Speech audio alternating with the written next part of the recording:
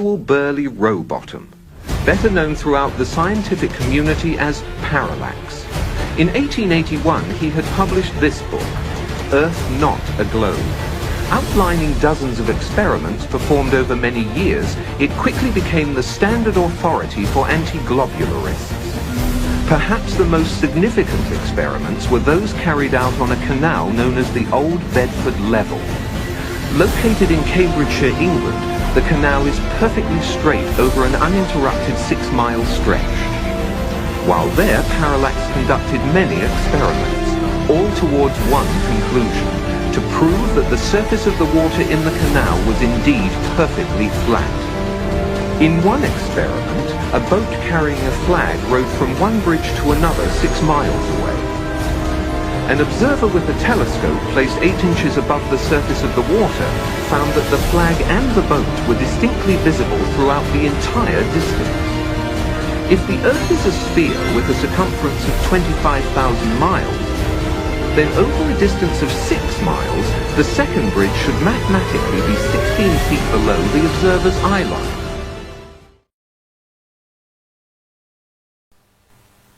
So, arriving at the bridge at Welsh's Dam, we noted our first potential problem. Out of all the active waterways across the country, it seems that the Old Bedford Level had not been maintained. So reeds and lilies had been allowed to overgrow and encroach into the canal from both banks, even into the centre of the canal in some places.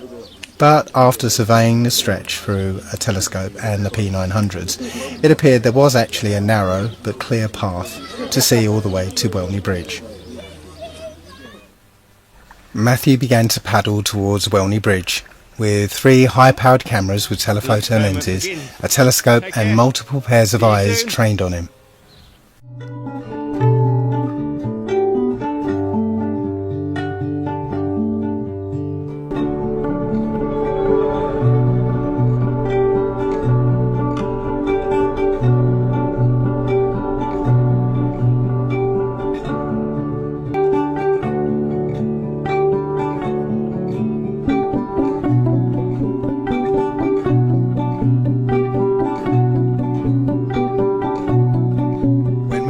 Back at Welsh's Dam, Matthew had progressed about 4 miles and could no longer be seen by the naked eye.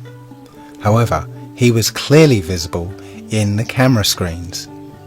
500 years ago, observers would claim that they could see ships disappear over the horizon hull first, just as Matthew had done to our naked eyes.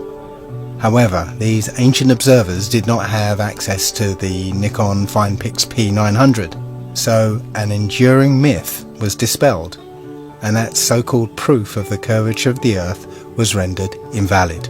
The weather on the day was rather strange. One moment it was hot and sunny, and the next it was raining. But throughout, the atmosphere was thick and muggy, and there was a heat haze coming off the water. So under those conditions, we began to lose sight of Matthew's bright orange life jacket and white paddles at about 5.5 miles. When he finally reached Welney Bridge, Matthew began waving the paddle and the laser, which by that time had unfortunately exhausted its battery. Back at Welsh's Dam, I was making a last attempt to find Matthew through the telescope, when I caught sight of blurry white flashes, which I took to be the paddles waving back and forth.